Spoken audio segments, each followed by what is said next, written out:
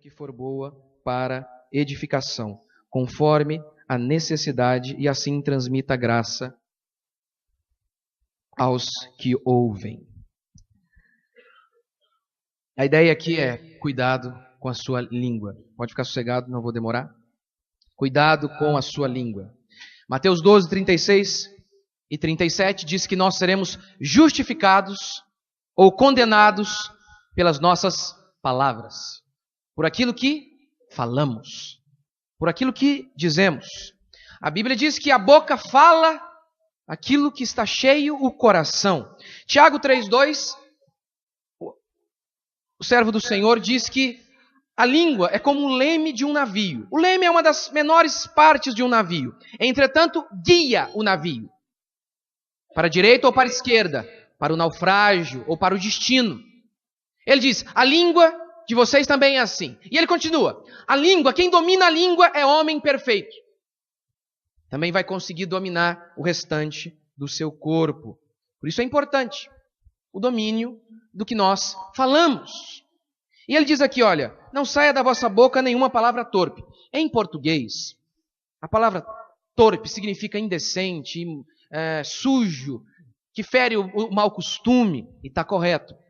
A palavra em grego aqui, utilizada pelo apóstolo Paulo, é sapros, e tem um significado um pouquinho mais abrangente. A palavra significa o seguinte, apodrecido, podre. Não saia da vossa boca nada podre, que contaminem os outros. E óbvio que uma das maneiras de contaminar as pessoas é com palavras indecentes, sexuais e por aí vai. Mas há muitas outras maneiras também de contaminarmos outras pessoas. Como, por exemplo, uma irmã vem e fala, puxa, eu creio que o Senhor vai fazer na minha vida e não sei o quê. E aí outra pessoa fala, será? Essa é uma maneira de ser podre. Essa é uma maneira de contaminar as pessoas. Ou a irmãzinha está feliz porque aconteceu uma coisa boa na vida dela. E aí ela vem contar e o outro diz, nossa, mas vai desprezando o que o outro fez. Isso é inveja. E saem daquelas palavras ali, uma maneira também de desestimular o ânimo daquela pessoa. Isso é uma maneira de ser apodrecido. Aqui ele diz, olha, que saia da vossa boca apenas palavras que edifiquem. Com isso, algumas pessoas, ao interpretar esse texto, dizem, olha, nós não podemos de maneira nenhuma condenar o pecado das pessoas, nem mesmo aqueles que estão pregando. Ora, isso é um absurdo, essa interpretação é um absurdo. Ela fere todo o Novo Testamento e o Antigo Testamento. Jesus, em muitas e muitas oportunidades, condenou o pecado, e de maneira muito pesada, em algumas maneiras. Os profetas do Antigo Testamento também, ao ponto de que em alguns momentos Jesus se referiu aos fariseus como raça de víbora, cobra, sepulcro caiado, ou seja, caixão fedido, cheio de vermes. Então é óbvio que essa expressão aqui, que as nossas palavras sirvam para edificação, não pode ser interpretada assim. Se fosse assim, Jesus cometeu um dos piores pecados. E Jesus, nós sabemos que não pecou. A ideia aqui é que mesmo quando os profetas e Jesus condenaram, e mesmo quando utilizaram expressões pesadas, era para construir, era para trazer quebrantamento na vida de muitas pessoas, para trazer temor daqueles que o ouviam, e obviamente também para que aquelas pessoas que estavam ouvindo aquilo fossem diferenciadas. Em que sentido? As cobras repreendidas e os outros alertados para não praticarem as mesmas coisas que as cobras praticavam. Os fariseus tinham o objetivo constante de diminuir os outros. Não era essa a ideia da mensagem de Jesus. Era para trazer arrependimento, inclusive, com certeza, de muitos daqueles que o ouviam e que eram como cobras. Então deixa eu dar aqui 3 princípios de como nós podemos... Está ruim de enxergar ali, né? Mas já pedi uma lâmpada já, irmãos. 3 maneiras como nós podemos usar palavras torpes, ou seja, que são podres, que apodrecem a vida, que contaminam a vida dos outros. Primeiro, palavras duras. Provérbios 15:1 diz que a palavra dura suscita a contenda. A palavra branda desvia o furor. A palavra dura, ela faz o negócio pegar fogo. A palavra branda, ela calma o negócio.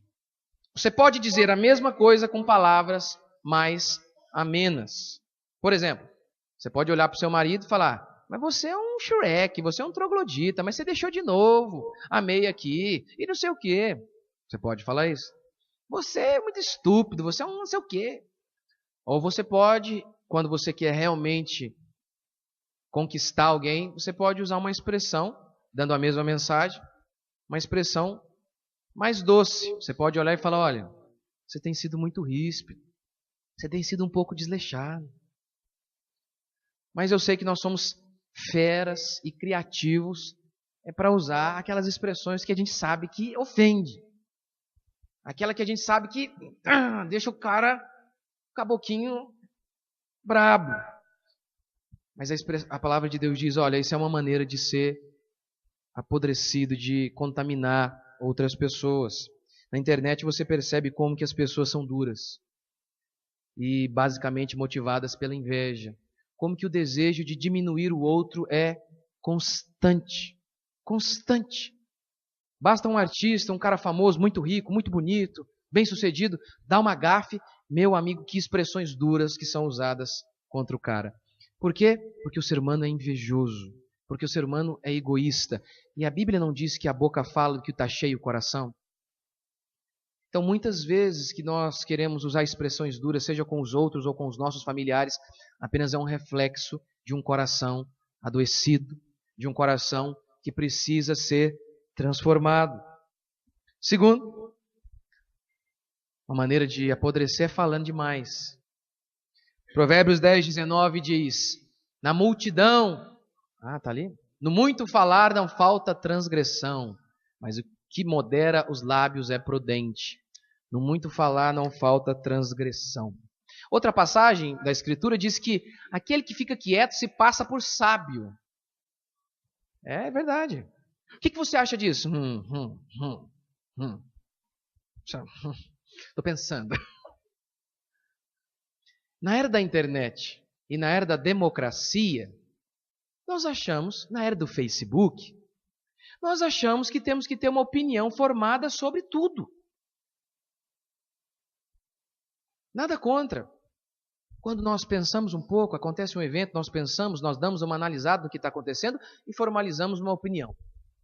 Mas o que acontece com as pessoas, com a maioria das pessoas, é que elas não sabem nada do que elas estão falando e falam mesmo assim. E principalmente para criticar, com certeza. A crítica faz parte, precisa dela. É necessário, está na Bíblia. Jesus criticou muitas coisas. O problema do ser humano é ser excessivamente crítico, excessivamente negativo com os outros. Não se engane. Isso é só uma maneira de diminuir os outros para tentar elevar a si mesmo. Meu filho esses dias estava com um costume tão feio. De vez em quando ele falava, pai, mas aquele menino é ruim de bola. Eu falei, olha, eu não quero que você fique lembrando dos outros. Quando você for lembrar de alguém, lembrar dessas pessoas pelos adjetivos negativos delas. Não usei essa expressão, né? Bom, não quero que você fique lembrando das pessoas pelas coisas ruins que elas fazem. A pessoa tem um monte de coisa. Ele vai falar, pai, é aquele menino lá. Qual, filho? Aquele que é ruim de bola. Eu falei, que coisa feia. Vai lembrar do outro pela coisa ruim. Isso é só uma maneira de você querer dizer que você é bom. Isso é pecado, filho. É por isso que você está fazendo isso. Para dizer que ele é ruim, que você é bom. É isso que você está fazendo. Isso aí é da sua naturezinha que vem do seu pai. Sou eu não, o Adão. O Adão. É pecado, isso é feio. Não quero que você faça isso. O ser humano é assim. Gosta de falar de tudo, para meter o pau em tudo. Não estou dizendo que a gente nunca possa criticar. É necessário. Há muitos momentos que falar isso aqui é errado. Alerta as pessoas, informa as pessoas. É importante, fundamental. O que eu estou dizendo daquelas pessoas que falam demais de coisas que não entendem e simplesmente pelo desejo de falar mal mesmo. Pelo desejo de diminuir mesmo. Pelo desejo de dizer, ele é rico. Mas a família dele é destruída. Sabe qual é a ideia? Já que eu não consigo ter o dinheiro que ele tem, então pelo menos eu vou me sentir melhor que ele em alguma coisa, né? Que ele não tem dinheiro, mas ele tem dinheiro, mas não tem família? Eu tenho família, é a coisa mais importante. Com certeza, família é mais importante. Mas você pode ter certeza, ele está dizendo isso justamente querendo parecer que ele não liga para dinheiro, mas o que ele mais ama é o dinheiro. Você pode ter certeza que esse cara aqui, talvez ele venderia a mulher, os filhos dele, os 2 cachorrinhos, para ter o dinheiro. E aquela fala é só A inveja, a expressão de um coração invejoso. Agora, quando eu estou falando disso, eu estou pensando em mim e em você. Eu não estou pensando na pessoa que está lá fora. Estou pensando em mim e em você. Porque a Escritura diz que dentro do nosso coração procedem todos os sentimentos negativos. Então eu estou pensando em mim, em você, em nós. Quando você ouve uma pregação, por exemplo, como essa, quando você lê uma passagem que nos condena de maneira tão feroz quanto esta, quando você vai para uma passagem como essa, o que você pensa? Rapaz, quando você ouve uma pregação dessa, você pensa, mas aquela irmãzinha tinha que estar aqui hoje, hein? Aquela linguaruda lá. Aquela que precisa de 2 caixões quando morrer. Um para ela, um para a língua. Para ela essa pregação. Para ela. Se você pensa assim, a descrição bíblica do seu coração é o coração de um fariseu. O coração de um cristão verdadeiro, ele começa a ler sobre língua, ele já começa a ficar apavorado. Porque ele diz, Senhor, quanto mais eu entender esse texto, eu sei que o mais envergonhado eu vou ficar. Porque eu ainda erro demais nisso. Essa é a atitude do cristão. Lembra de Davi e Golias? Davi e Golias. Todo mundo lê a história, Davi e Golias. O homem segundo o coração de Deus. O Golias, quem é o Golias? Aí você lê, o Golias é aquela irmã safada lá, aquela irmã mequetrefe, aquele cara do meu trabalho, aquele é o Golias que está lutando contra mim, o servo de Deus, o servo do Altíssimo. E um dia eu estava lá lendo o texto também. Davi e Golias, Davi e Golias. Golias, o homem que resiste a Deus, o homem que luta contra Deus, o homem que muitas vezes é carnal, o homem que muitas vezes se posiciona como um inimigo do povo de Deus. Eu falei, caramba, eu acho que eu sou esse cara aqui, eu acho.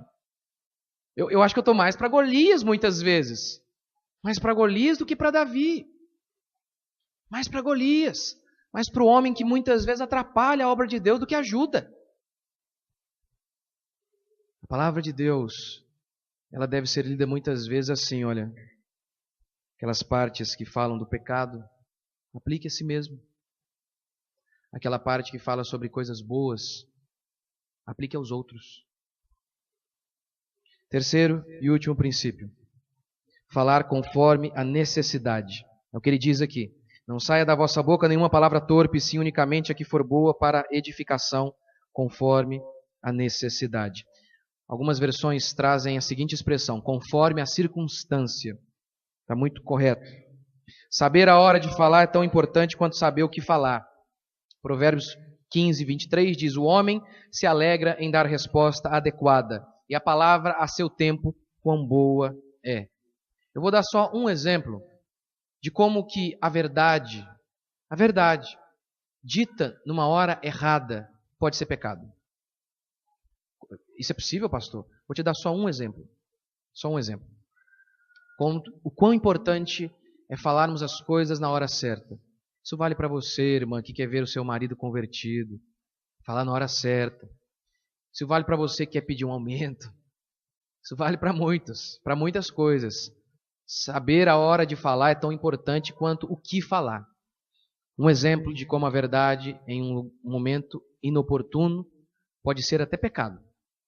Mesma verdade, pastor? Um exemplo. A cantora Eichla, acho que é isso mesmo, porque eu nem conheço, nem sei que música canta, não acompanho. O filho dela faleceu. Antes de o filho dela falecer, ela soltou uma nota, dizendo, eu creio, ela e mais um monte de gente, olha, eu declaro a cura, eu creio, ele vai ser curado. Alguns até profetizaram que o menino ia ser curado. Essa é uma mensagem triunfalista, ensinada por Kenneth Reagan. É uma heresia. É uma heresia. Mal interpretada. Ou melhor, porque tiram a passagem de Hebreus 11:1 e interpretam de maneira errada. Hebreus 11:1 diz, a fé é a certeza das coisas que se esperam. É não ter dúvida do que vai acontecer, do amanhã.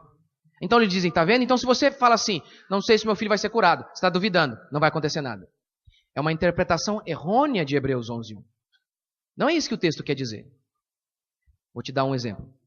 Jesus, ele orou. Se for a tua vontade, Porque eu não sei qual é.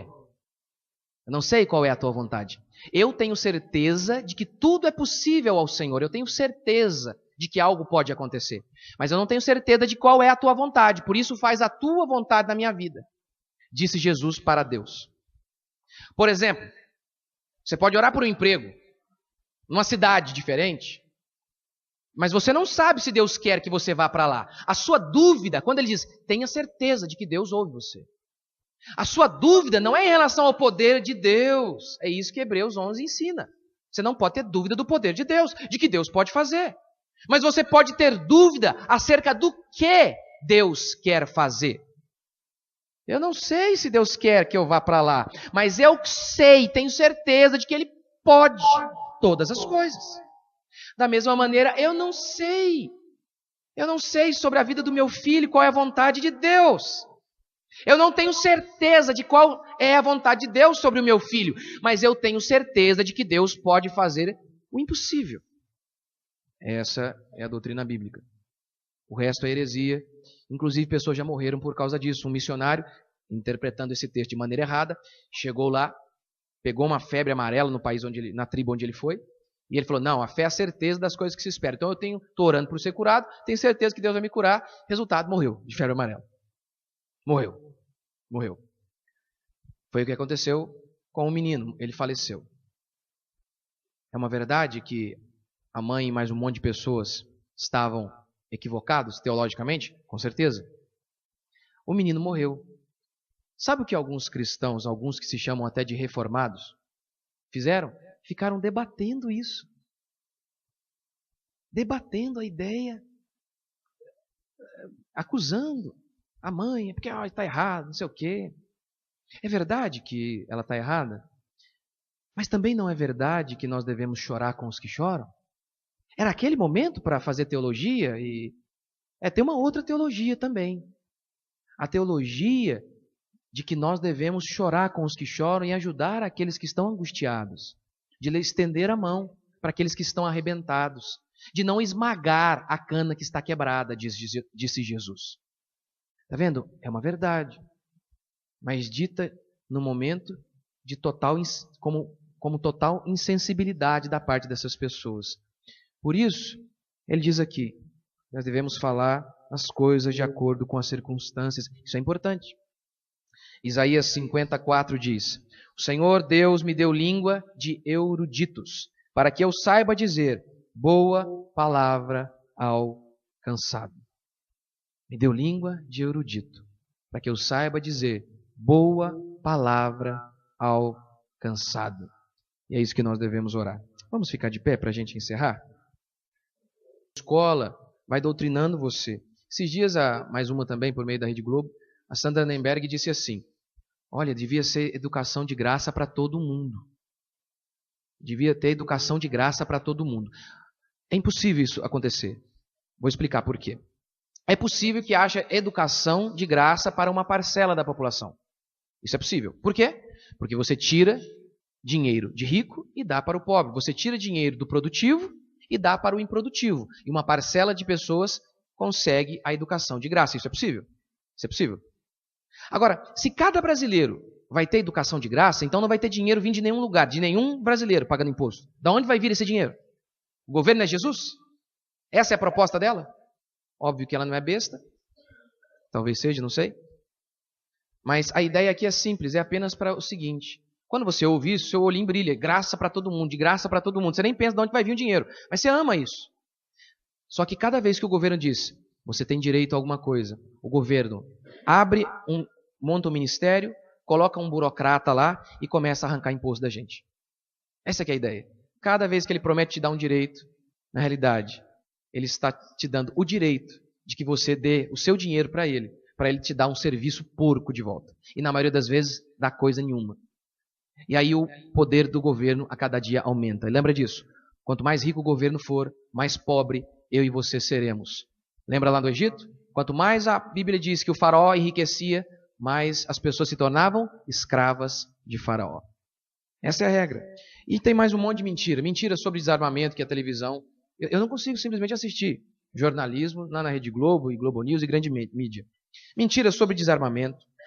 E mais um monte de coisas. Guerra do Iraque, a Primavera Árabe, sobre a guerra na Palestina, Israel versus Palestina. Mas um monte de mentira constantemente. Constantemente. Agora eu sei, a maioria das pessoas, obviamente, não tem conhecimento de nada, então ela nem percebe. Só que, sabe o que acontece? Sabe o que acontece? Essa grande mídia tem dois objetivos.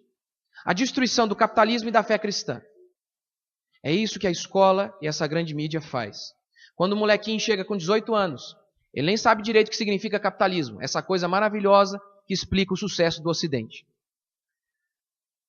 Ele nem sabe o que é, mas ele odeia. Ele também nem entende da fé cristã direito. Nem entende. Nem entende. Mas aprendeu que religião não presta, que darwinismo é que a ciência e a Bíblia é só balela. É basicamente assim que acontece no nosso país. Por isso, isso tudo basicamente por meio da grande mídia e na maioria das escolas. Domingo eu vou trazer a irmã aqui que está fazendo faculdade. Ela não faz pedagogia, mas ela está fazendo letras. E ela vai dar aula. Português. Mas inglês talvez também. E ela está lá angustiada. Por quê? Porque como os professores a ensinam, como ela deve dar aula. Aí ela pega lá o livro, eu esqueci a referência que ela tinha lido, mas o livro era Filosofia Marxista. E a base era toda marxista de como educar as crianças. E aí ela falou alguma coisa na sala, contrário a isso, o professor quase voou no pescoço dela. Quase voou. É basicamente assim que acontece. E por isso também que é importante, nós temos aqui alguns professores, e ela perguntou, pastor, como é que eu faço? Eu sei de uma coisa, a Bíblia nos ensina que nós não podemos negar a nossa fé. Nem mesmo se tiver uma espada romana no nosso pescoço. Ou então se tiver um patrão brasileiro no nosso pescoço. Esse é o mandamento da Escritura. Que nós devemos ser a favor da verdade sempre. Ainda que isso implique em perdas financeiras ou qualquer outro tipo de perda. A Escritura nos ensina que nós fomos chamados para ser fiéis. Fiéis. É isso que a palavra de Deus diz. E você pode ter certeza, eu desafio você, se você duvida do que eu tenho falado, você pesquisa o que eu estou falando, o ensino que se é dado na escola, a formação acadêmica dos professores. Você dá uma pesquisada, e aí você vai provavelmente chegar à mesma conclusão que eu. Eu e você devemos com certeza tomar uma atitude, porque as más conversações corrompem os bons costumes. Falas erradas durante 6 horas por dia, mentirosas, corrompem bons costumes. Corrompem bons costumes. O temor do Senhor é o princípio da sabedoria. Os irmãos acreditam mesmo nessa passagem? Acredita mesmo? Porque a esmagadora maioria dessas escolas são dominadas por homens que odeiam a Deus. Odeiam o seu Cristo. Realmente está correto esse texto? O temor do Senhor é o princípio do saber? Você realmente acredita nele? Efésios 4:29.